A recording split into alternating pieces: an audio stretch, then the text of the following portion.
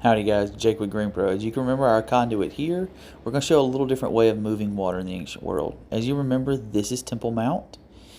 This over here is going to be Ir David, with the city of David.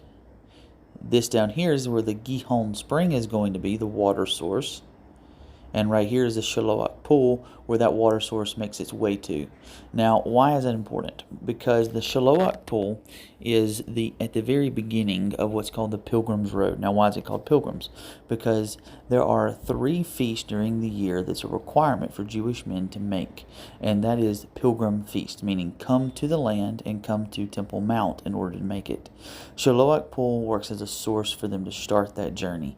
This is a lot of biblical history revolves around this. This is ancient, so even dating back as far as First Temple period, not just Second Temple period. Now, this didn't serve to actually be the water source for Temple Mount. This would have been the water for Ir David and anything south of there, because we can't make water flow uphill without a pump, and though they had pumps, they didn't have them in that way. Temple Mount actually had water coming from other sources, not this particular source.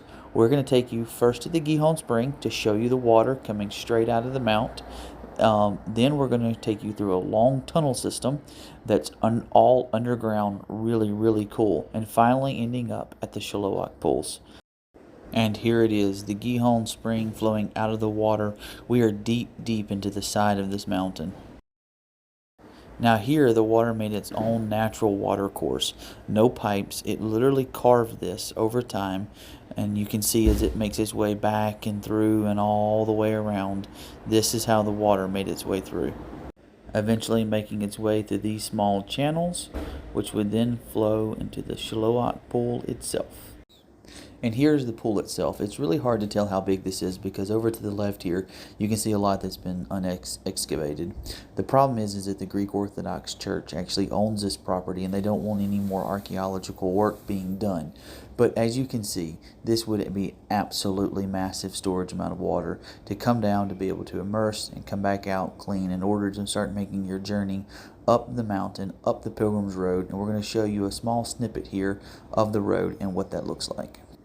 And technically we weren't even supposed to be up here, just were able to slip away and get away. But this is a first-hand account of what the Pilgrim's Road would have looked like. This is their ascent up the mount for the Pilgrims festivals.